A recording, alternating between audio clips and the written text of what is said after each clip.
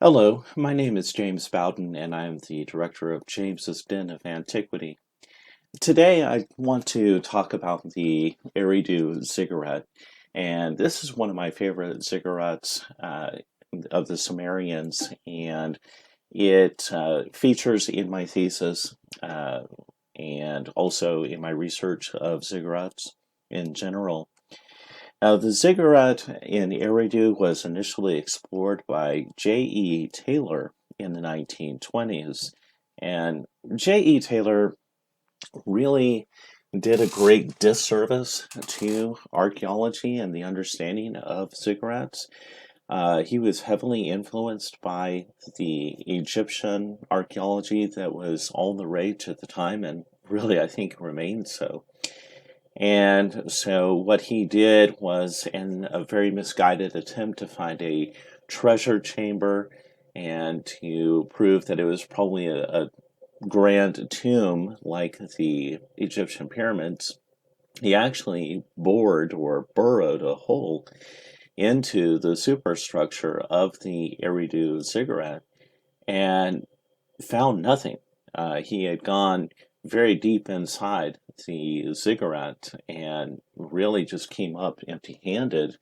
And it proved that the ziggurats were not like the pyramids in Egypt.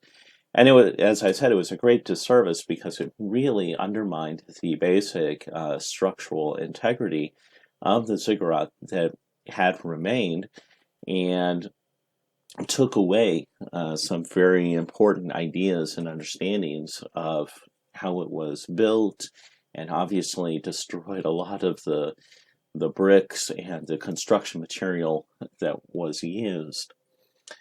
Now, in the 1980s, the next major archaeological effort to understand it was carried out by Seton Lloyd.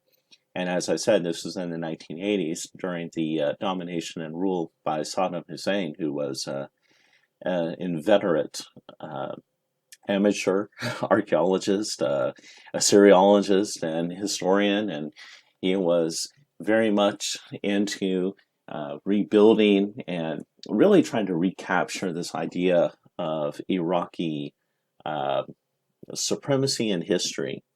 And so he sought to gain also legitimacy for his reign and his dictatorship by rebuilding these historical sites in Iraq, most notably Babylon.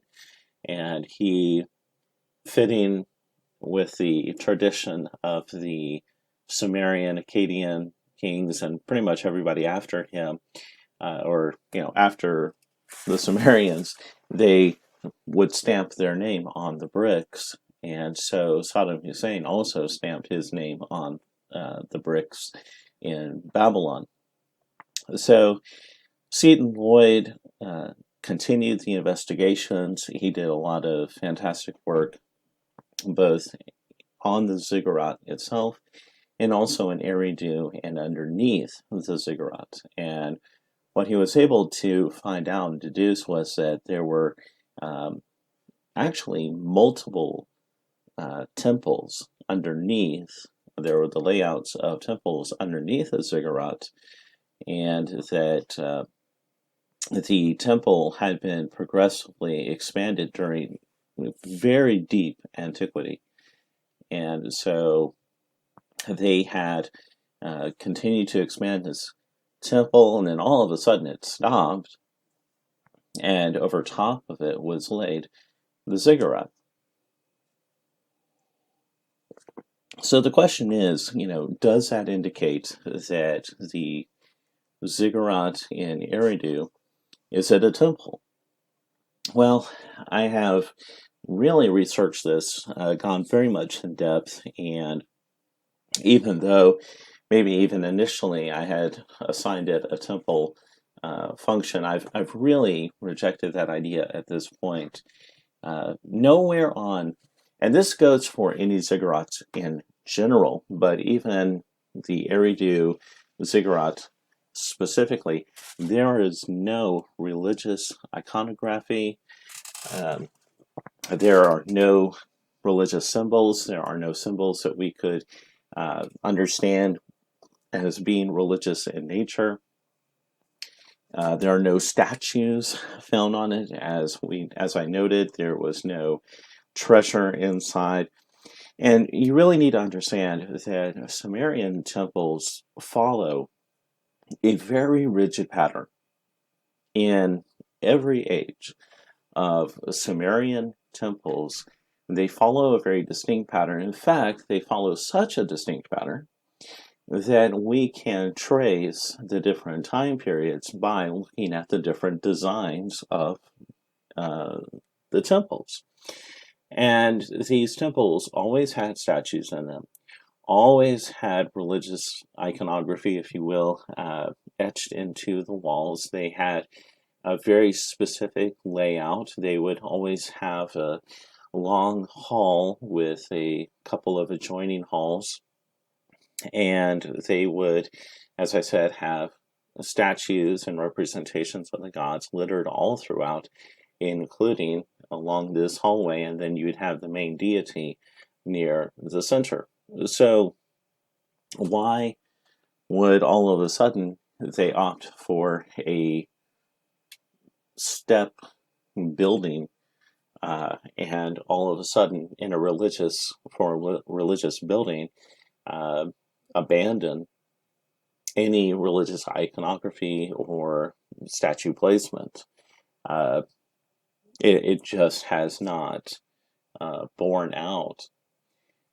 And as I said, what we see with the bricks contain the names of rulers, and even some of the bricks are so far back dated that we don't have names, but we do have symbols. And I believe that these symbols are an indication of the deep antiquity of these bricks and that they were used in the original construction. So these bricks came from the proto or even the pre-literate period before the use of writing, in which the ruler would simply show himself as uh, maybe, like in the instance of the Eridu Ziggurat, we have um, a crescent moon. And it's very important to understand that they would continually use old bricks. If a brick was not decayed, which it was unusual to find a non-decayed brick because we're talking about a mud brick put together, held together with fibrous material, almost like an ancient rebar. But if they could find a brick that was still intact or 90% integrity, they would reuse that, usually as a foundation stone or a foundation brick, and then you would put the new ruler's bricks or the rebuilding bricks on top. And these ziggurats were rebuilt continuously.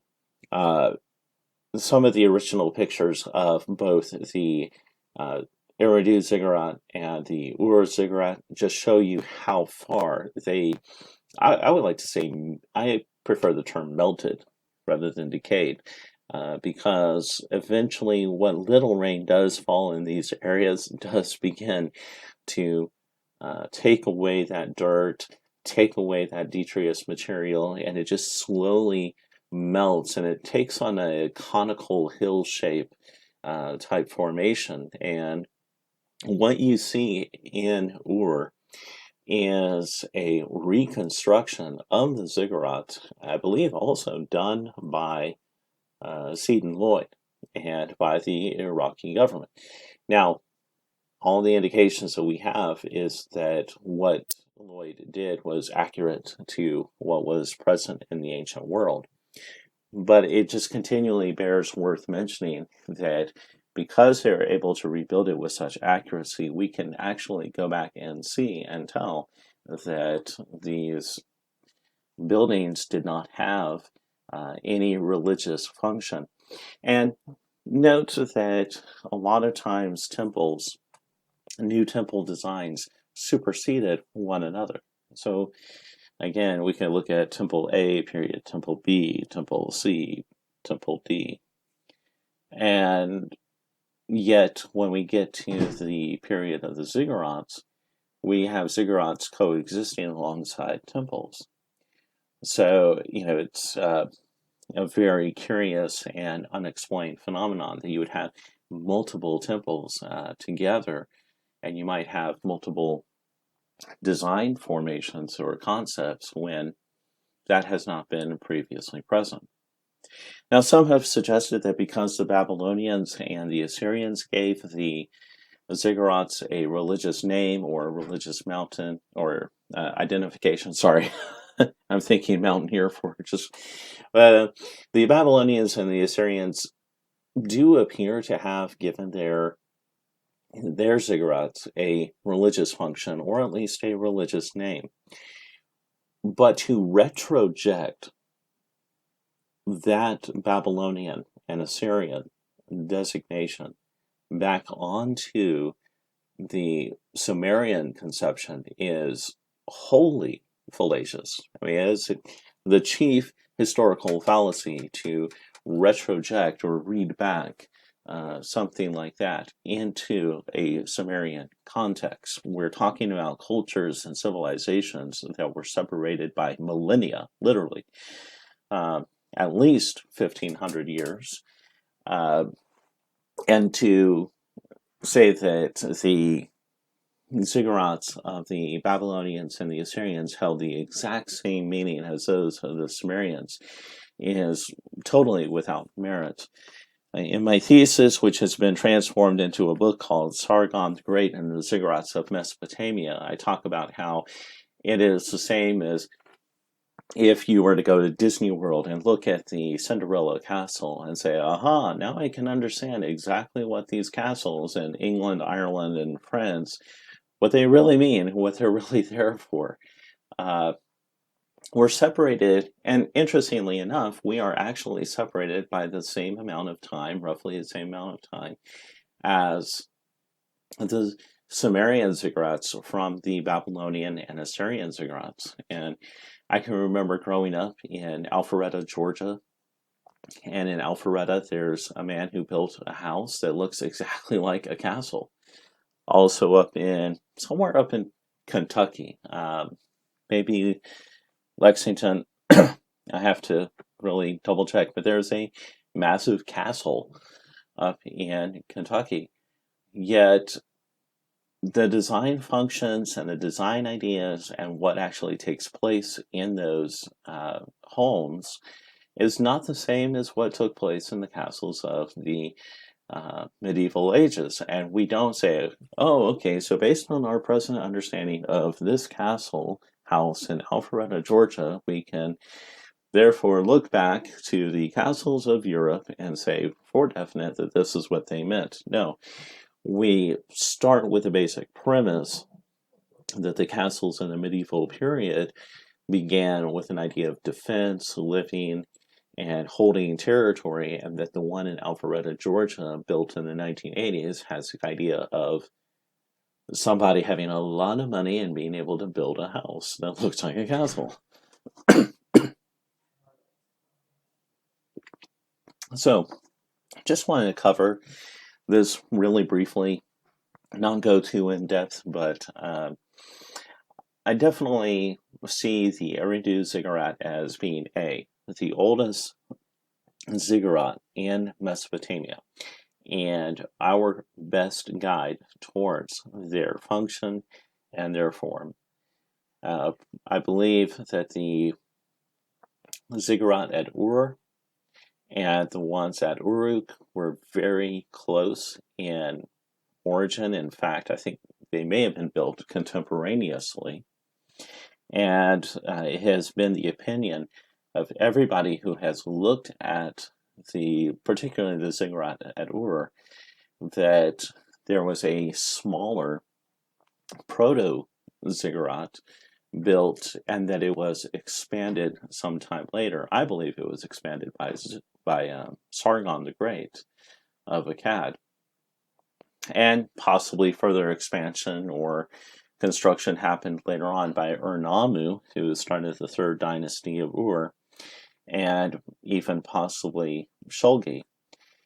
Because again, these things did decay, and if they would decay, they would be rebuilt, and as they were being rebuilt, they would be expanded or possibly slightly modified, but not beyond basic construction parameters.